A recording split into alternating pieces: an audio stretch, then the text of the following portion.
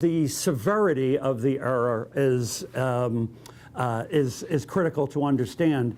In the case of these 4 errors, no serious consequence reached the patient, relatively speaking. Genesis Health System Vice President of Corporate Communications Ken Crokin says no one died and no one had the wrong limb amputated.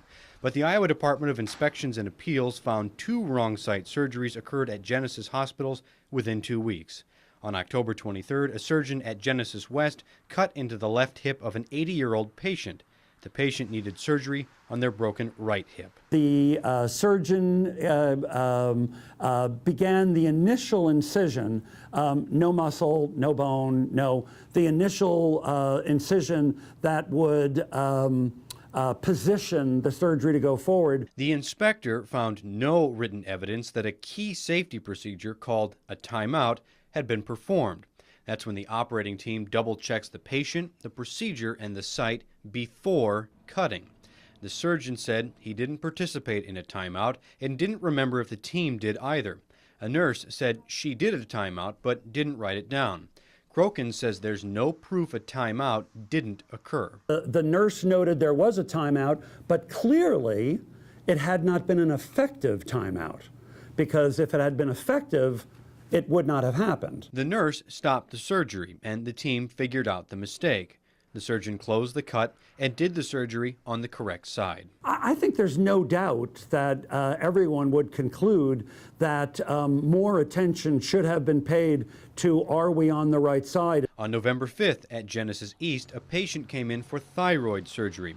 They had a suspicious mass on the right half and were supposed to have the right half removed.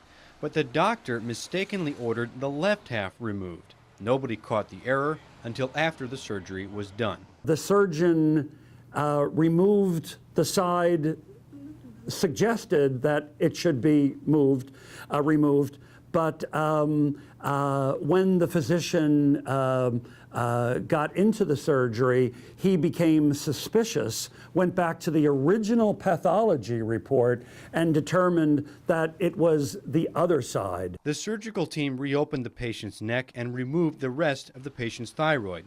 That half turned out to be cancerous. Standard procedure would have called for the entire thyroid's removal when that part was found to be cancerous. We take very seriously the fact that there had been a miscommunication that occurred outside of our 4 walls and brought inside, but in this particular case, that patient avoided a second surgery. Crokin didn't have details on the remaining 2 wrong site surgeries Genesis discussed in its letter, but did say they were also not serious safety events, in that no lasting or serious harm occurred to the patient. So what happened? In its letter to staff, Genesis found doctors were not fully participating in timeouts. At times, there were distractions, such as music playing in the background. Markings on a patient were covered up. Crokin says staff members involved in a wrong site surgery are going through a disciplinary process. I can assure you and the public that we take these timeouts very seriously, and privileges to work in this hospital are determined by compliance with our safety regulations. The Iowa inspector also found Genesis failed to immediately implement a system to ensure timeouts occurred after these wrong site surgeries at Genesis East and West. The state calls it an immediate jeopardy.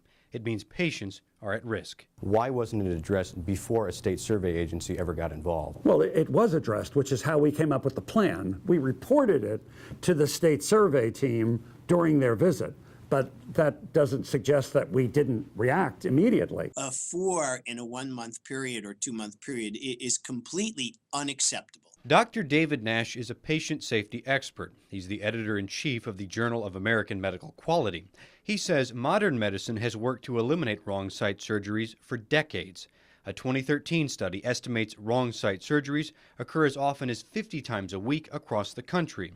Nash says it only takes simple errors to accumulate for a wrong site surgery to occur. A very busy operating room, very busy surgeon, some change in the general procedures of the day, and lo and behold, we get what's called the Swiss cheese effect, and an error occurs which could in fact lead to wrong site surgery. There are multiple reasons wrong site surgeries happen. Researchers studying them in Colorado blamed poor planning and not following the timeout. Nash says it boils down to a hospital's patient safety culture. In a culture that is a just culture, that recognizes human fallibility, that questions each other in a professional and appropriate manner, there should be zero wrong site surgeries. We do audits. We self-audit ourselves all the time. Tom Feldman leads the Center for Health Ambulatory Surgery Center in Peoria. His staff participated in a Joint Commission study a year and a half ago. The goal? Figure out more ways to prevent wrong site surgery. His team performed a mock timeout for TV6 Investigates. Let's do a timeout. Date of birth is 5/8/1972. We're here for an open right carpal tunnel release. No implants. All agree? I agree. I agree. It's important to just refocus and get with a couple true patient identifiers and name a date of birth, restate the procedure, and then go forward. One process Feldman's Surgery Center found could lead to errors were doctors marking their patients slightly differently. Some used a dot, some their initials, some a yes. With 85 doctors doing surgery, Feldman decided to set a standard. Everyone must use their initials, period. I think that has certainly helped draw attention to how important the marking really is. This study also found the center's timeout had grown too complicated, so they simplified it to the 3 steps we saw. All right, let's do a timeout. We're doing a right open carpal tunnel release. No implants. Everybody agree? I agree. I agree. Feldman says he's glad they took part in the study. Overall, the Joint Commission found the 8 medical facilities who participated cut their risks of wrong site surgery in half.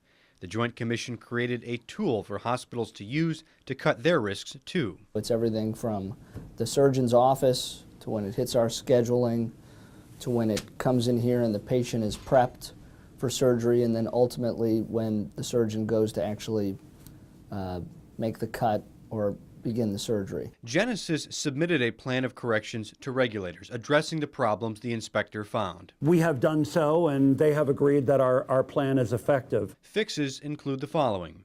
Everyone must participate in a timeout. A patient's skin marking must be visible. Timeouts will be audited in person. It's our philosophy here, and again, it has earned us national recognition, that safety is the most important of all of our objectives.